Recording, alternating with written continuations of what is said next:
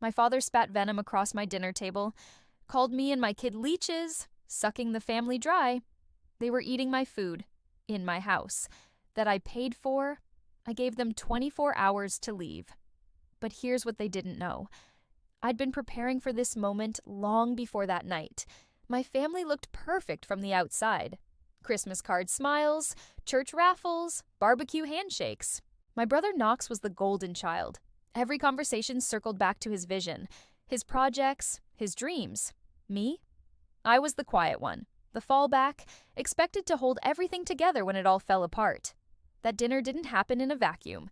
It was years of tiny cuts, 1,000 paper wounds. I remember standing barefoot on cold kitchen tile as a kid, Mom humming while stirring chili. She smelled like cinnamon and laundry soap, looked so ordinary. But she carried this unspoken rule in every glance. Don't cause waves, don't question, family first, even if family came before yourself. By 16, I knew where I stood. Knox wrecks the car. Dad says boys will be boys. I get an A- in physics. Mom's only comment, don't be so hard on yourself, Nova. Not everyone can shine like Knox. I'd lie awake staring at glow-in-the-dark stars on my ceiling, wondering if anyone noticed me beyond what I could give up for them. 10 years later, I had Asher, my son, my anchor, proof that life could be more than disappointment. He's 12 now, smart, kind, still innocent enough to believe in people. The night he was born, gripping my finger with that tiny hand, I made a vow. He would never feel invisible. Maybe that's why the dinner hit so hard. He was upstairs, probably pressing his ear to the floor, listening to his grandfather tear me apart, hearing his grandmother's silence cut just as deep. What kind of legacy was I passing down if I let that poison slip into him too? The house they insulted me in? Mine. I worked for it. Long nights, code reviews that stretched into sunrise, back-to-back meetings where I had to prove twice as much just to be taken seriously. I built every brick on sacrifices no one in my family even asked about. Yet they sat there, forks scraping porcelain, sipping wine from glasses I bought, like my blood and sweat were their entitlement. And it wasn't the first time. The phone calls came in waves. Can you help with rent? Dad's truck broke down. Knox needs seed money. He's this close to a breakthrough. At first, I told myself it was temporary, family helping family, but temporary turned into routine, routine into obligation, obligation into chains. I learned to recognize Mom's tone when she called, tight, rehearsed, like she'd practiced her lines before dialing. Dad never asked. He demanded. Knox was always too busy to ask directly. Let them do the dirty work while he pitched investors on the same half-baked dream he'd been recycling since college. I said yes. Mom's name flashed on my screen as I shut down my laptop at the office. I hesitated. Calls from her never meant good news. Still, I answered, holding onto that tiny shred of hope. Her voice trembled, but I knew the rhythm, the performance. Nova, your father needs surgery. His heart might give out if we don't act soon. And the house. We're behind $300,000. The bank's threatening foreclosure. I pressed my fingers against the window, watching the city blur into lights. I wanted to believe her, but I'd been here before. Big numbers, vague details, always the same ask. Help us. I'll host dinner, I said finally. Bring Dad, bring Knox, we'll talk. All of us. The silence lasted a beat too long, like she hadn't expected me to demand face to face, but she agreed. That night, after Asher was asleep, I sat at my kitchen table, scribbled rules on a sticky note, documentation, no attacks on my kid, no cash, end the meeting if needed. I tucked the note under my plate like a talisman. Doubt gnawed at me. I called Tessa, my friend who'd walked me through every storm since college. We met at our usual booth on 6th Street. She was already spinning a pencil between her fingers. They're lying, she said flatly after I spilled the details. Maybe not, I argued weakly. Nova, come on. No paperwork, no numbers, no hospital bills. They want handouts. You can't bleed for people who'd let you drain out. Her words burned because I knew they were true. She leaned closer. Record the dinner. Texas is one-party consent. If this turns ugly, you'll have proof. Don't let them twist your story again. I nodded, stomach tight, promised myself I'd follow her advice. The next day dragged, my nerves raw. Every clock ticked louder than the last. When evening came, I set the table with surgical precision. 4 plates, 4 glasses, napkins folded square. The pool outside shimmered under the porch light, still as glass, like it was holding its breath. Asher sat on the couch, homework spread out like a shield. I bent down, brushed hair from his forehead. Tonight's a grown-up night, I told him. You'll stay with Harper. No arguments. He rolled his eyes but nodded. Used to these sudden arrangements? When the knock finally came, it landed like a stone in my chest. Mom walked in first, arms full of barbecue, like this was some casual potluck. Dad shuffled behind, smaller than I remembered, but his eyes still carried that steel edge. Knox sauntered in last, phone buzzing in his hand, a smirk tugging at his lips, like he already knew he'd win. We sat. Mom filled the silence with nostalgia. Old birthdays, old neighbors, her potato salad recipe, but I wasn't fooled. Same tactic she'd always used. Soften the edges before the blade. I cut her off. Let's see the paperwork. The hospital bills, the letters from the bank. Show me what we're dealing with. He'd used my own career against me, dangling a carrot he knew I'd never want to chase. Then my father broke. He slammed his hand on the table, rattling the silverware. You make $350,000 a year, Nova. How can you sit there and watch your family drown? Mom's voice was softer, but more cutting. Asher's a wilder, too. Don't you want him to know where he comes from? That was the line that nearly did me in, dragging my son into their debt, their manipulation, their endless hunger. My hands shook under the table, but my voice came out calm, almost too calm. I will not mortgage my son's future to clean up your mistakes. Not again. Knox scoffed, face twisting.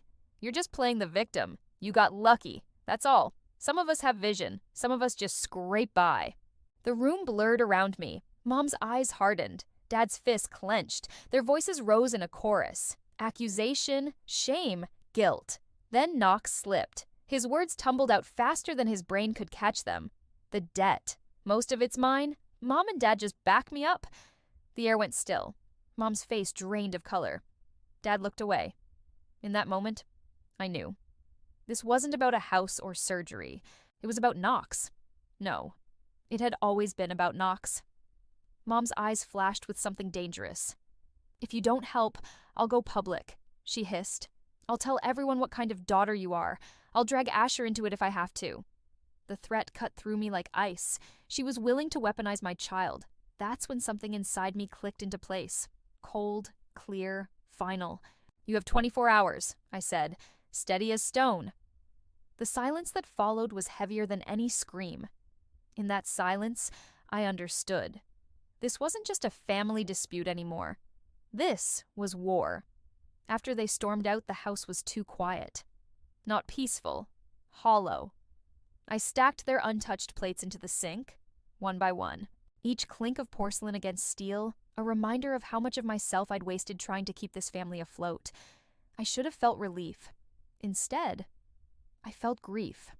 Not for them, for the illusion. Upstairs, Asher's light was still glowing. He'd come home from Harper's just before they left. He sat on his bed, cross-legged, doodling rockets in his notebook. When I stepped in, he didn't look up. Did they leave? He asked quietly. Yes, I said. For good. He paused. We'll see. He didn't answer. Just kept sketching. A crude rocket ship. Flames shooting from the base.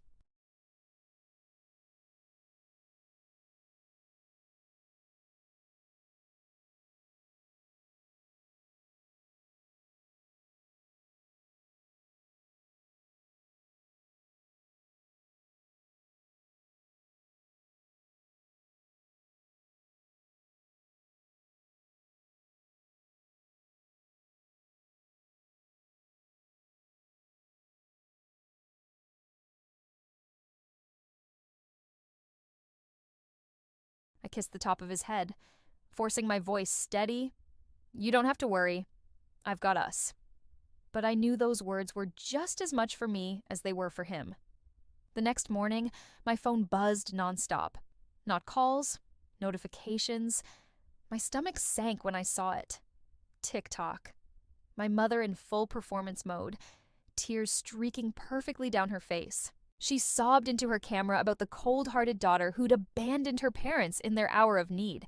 She flashed photos of me and Asher in front of our West Austin home, framed like evidence of my selfishness. The hashtags were merciless. Ungrateful daughter, family traitor, heartless. I scrolled through comments until my hands shook. Strangers dissected me like they knew me. How can she do that to her own blood? Poor Dad. Imagine being thrown out by your daughter. That boy deserves better. That boy. Asher. My chest clenched. If she dragged him into this circus, he'd be humiliated at school before he even knew what betrayal was supposed to mean. By lunchtime, the video hit 100,000 views. By dinner, 500,000. Coworkers glanced at me sideways, whispers trailing behind me like shadows. My manager called me in, voice gentle but prying. Is everything okay at home, Nova? Do we need to be aware of complications? I smiled. Tight. Lied. Said it was under control. Inside, I was burning. Tessa didn't wait for me to call. She pulled me into our corner booth. Laptop already open. Save everything, she instructed. Screenshots, links, timestamps. This isn't just drama anymore. It's defamation. Her voice was low but fierce. They want a war on your reputation. Fine. Then you fight it with paperwork. So I did. I gathered every piece of evidence. Her video, the comments, the emails that would soon follow. By the end of the night, I had a digital folder labeled Case. It felt cold, mechanical, but it also felt like armor. The following days blurred. Dad sent texts begging for just a little bridge loan. Knox released his own videos, spinning the story, a narrative where I'd sabotaged his dreams for years. Mom escalated with more crocodile tears, hinting about my divorce, about Asher's broken family. But in the middle of the storm, Maren called. My real estate lawyer. Her voice was steady, calm in the chaos. There's a provision in your parents' mortgage, she said. 2 years ago, they refinanced. It's in default. The bank can sell to any qualified buyer without their consent. If you want the house out of their hands, Nova, now's your chance. For the first time in weeks, I felt oxygen in my lungs. A way out. Not just defense, offense. The decision came quickly. I gathered financials, authorized Maren to move forward. Within days, the sale was underway. The East Austin house, the same house where my college fund had vanished into Knox's pipe dream, was about to become mine. It wasn't just real estate. It was a message. When the papers cleared, Maren drafted official notices. My parents and Knox had 24 hours to vacate or face legal consequences. She also sent a cease and desist letter to Mom over the TikTok videos. Knox responded with rage, texts full of insults, calling me a traitor. Dad tried bargaining, offering partial repayments he couldn't possibly deliver. Mom doubled down online, her followers egging her on. But their noise no longer pierced the way it used to. I hired a cleaning crew, changed the locks, walked through the East Austin house like a surgeon dissecting an old wound. The air smelled of dust and regret. In the attic, they found a battered box, tucked beneath Christmas ornaments and broken tools. Inside, my grandfather's original will, bank statements, a letter addressed to me. My breath caught as I unfolded it. His handwriting was shaky, but clear. The money is for Nova's education. No one else's dream, no one else's debts. Tears blurred the page. Proof. Validation. After years of being painted as the selfish one, I had it. I added it to the file. My arsenal grew. Meanwhile, Asher tried keeping up his normal life. Basketball practice, science projects, telescope pointed at the stars. But he heard the whispers at school. One night he asked me, "Why does Grandma hate us?" My throat tightened. "She doesn't hate you," I said carefully. "She just made choices that hurt us. And when people are hurting, sometimes they try to drag others down with them." He nodded slowly, too wise for 12. Then he went back to sketching rockets, pencil scratching paper, like it could erase the weight in the room. That night, I sat alone on the back porch, staring at the pool's glassy surface. I thought about every sacrifice I'd made, every boundary I'd swallowed. I realized I was done playing defense. Mom wanted to control the story. Knox wanted to rewrite it.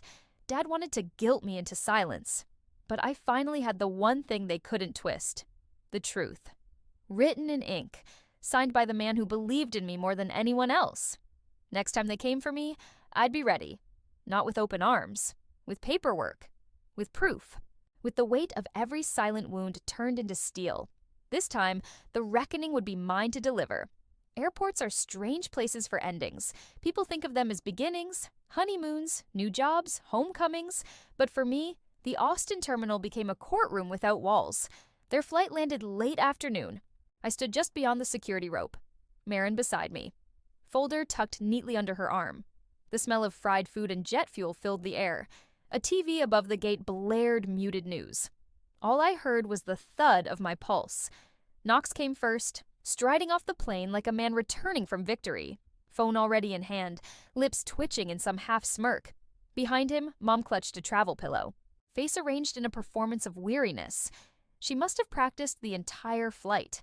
Dad followed last, moving slower now, eyes searching, calculating. They spotted me at once. Mom's face lit up. Not with love, with the satisfaction of someone about to twist the knife. She stepped forward. Nova, thank God you're here. We knew you'd come around. I didn't move. Marin stepped ahead, calm and precise, handed over 3 crisp envelopes. Consider yourselves served. Confusion washed over their faces. Knox tore his open first, eyes scanning the words until the blood drained from his face. He looked up, voice sharp, cracking the fragile calm. You bought the house? Yes, I said, voice steady. It's mine now. Legally, you have no claim. And if you don't vacate by the deadline, the sheriff will enforce it. Dad's jaw clenched. Mom blinked, stunned. Travelers slowed around us, curious. A little boy tugged his mother's sleeve, whispered. What's happening? Knox's volume rose, desperate to seize control. You're a thief. You've been against me since day one? Always jealous. Always trying to sabotage me. I stepped closer, voice low but sharp enough to cut. You mean since you stole my college fund? Since you promised the world and left me sleeping on floors while you played visionary? Gasps rippled from strangers nearby.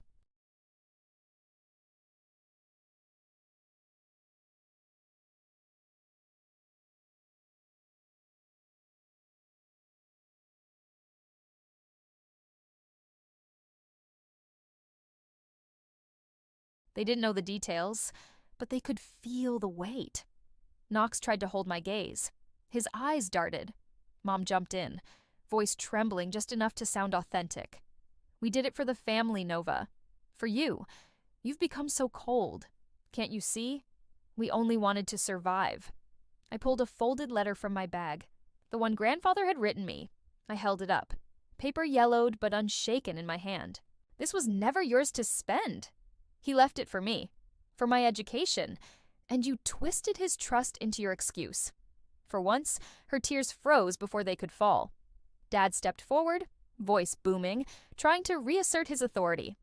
That's enough. You don't humiliate your family in public. I squared my shoulders. You did that yourselves.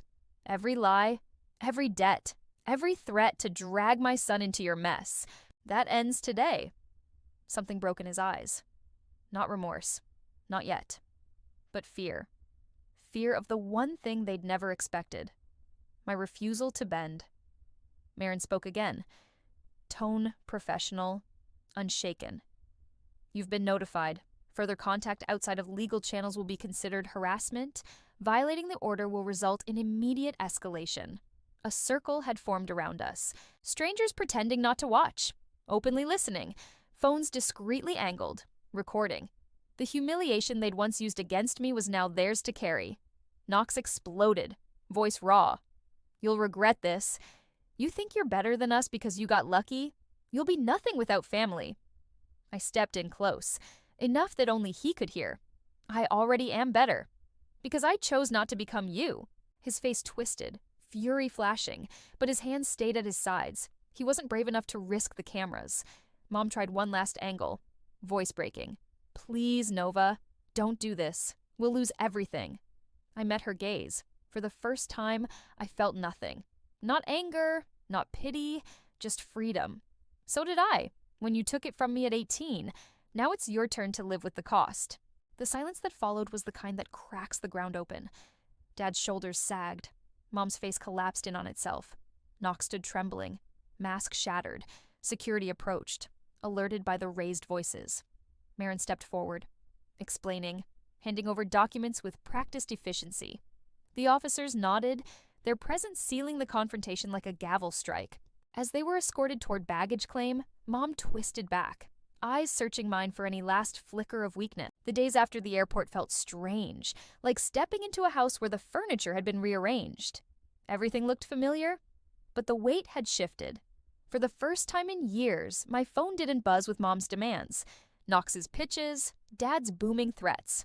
The silence was almost unnerving, but it didn't last. The fallout came quickly. Mom posted one last video. This time, she wasn't crying. She wasn't even blaming me. She turned on Knox. Her words were clipped, defensive, almost frantic. She explained how he dragged her into his schemes. She begged her followers for forgiveness, admitting she'd gone too far. It should have felt like vindication. But all I felt was emptiness. When your own mother uses social media as a confessional booth, you stop craving her apologies. Knox spiraled. His videos grew erratic, confident swagger slipping into desperation. He railed about betrayal, how I'd stolen his shot at success. But the numbers didn't lie. His startup was gone, credibility fractured, parents' house no longer his stage. Eventually, even his followers stopped caring. And Dad. He did the one thing I never expected. He went silent. No calls, no texts. He faded out of the picture like smoke dissipating after a fire. Meanwhile, the court process unfolded. Marin guided me through each step, her calm precision a shield. The will, the IOUs, the refinance papers, they painted a story that couldn't be denied. The judge ruled in my favor, ordering the property secured, protecting me from further harassment. Financial restitution wasn't possible, the money had long been burned through. But the recognition mattered. The truth was, on record now, not just a wound I carried in silence. The East Austin house was officially mine. I hired a crew to clear it out, sweep away decades of dust and regret. They found boxes of broken gadgets, unopened mail, faded photo albums. I kept only one thing, grandfather's letter. Everything else I let go. Asher came with me on the last day. We stood in the yard beneath the pecan tree, branches heavy with late summer leaves. He looked up at it, then at me. "Can we plant one at our house?" he asked. I nodded. "Yeah, this time we'll watch it grow together." Back in West Austin, we dug into the backyard soil, hands dirty, sweat dripping under the Texas sun. We planted a young pecan tree, small but sturdy. Asher checked on it every morning, convinced it would sprout overnight. I told him what grandfather once told me. Trees and trust both take time. Life began to settle into a rhythm again. Friday, taco nights returned. Homework spread across the kitchen table. Laughter replaced the tension that had haunted every family dinner. I also said yes to the journalist who reached out. I told the story, not for revenge, not to humiliate, but for the people out there sitting in the same silence I'd once endured. The article went live, raw and unfiltered. The response was overwhelming. Messages poured in from strangers, daughters who'd been scapegoated, sons cut off for saying no, people who thought they were alone until they read my words. It was healing in a way I hadn't expected. My pain had become proof that survival was possible. One evening, as Asher worked on a science project, Tessa and I sat on the porch, cicadas buzzing around us. She leaned back, sipping iced tea. "You know, you could make this your work, helping people like you. Like your mom tried to destroy. Turn this fight into something bigger." I thought about it. Law, advocacy, community work, channeling the scars into something useful. For the first time, it felt possible. Later that night, I tucked Asher into bed. He slid a drawing under his pillow. A rocket ship aimed at Mars. Flames bright, stars scattered above. I kissed his forehead, whispered, "You're free to dream, Ash. No one will take that from you." As I turned out the light, I realized the truest victory wasn't winning against my family. It was building one with my son, rooted in love, protected by boundaries, watered with truth. The pecan tree outside would take years to bear fruit, but it was ours. And so was the future. Family is supposed to mean safety, protection, love. But sometimes the people who share your blood are the first ones to wound you. I spent years carrying their betrayal like a second skin, convincing myself that if I just gave a little more, maybe one day they'd finally see me. They never did. And that's the truth I want you to hear. Love without respect isn't love at all. It's control. I chose peace. I chose my son. I chose to stop apologizing for protecting the life we built. If you've ever stood in that same space, torn between your own survival and the family who should have been your shelter, know this: you're not alone. Sometimes the bravest thing you can do is draw the line and not step back. If this story reached you, if it stirred something you've carried quietly, tell me in the comments. Share your story, because when we speak, we remind each other that silence doesn't win. And if you want more stories like this, subscribe. It means more than you know.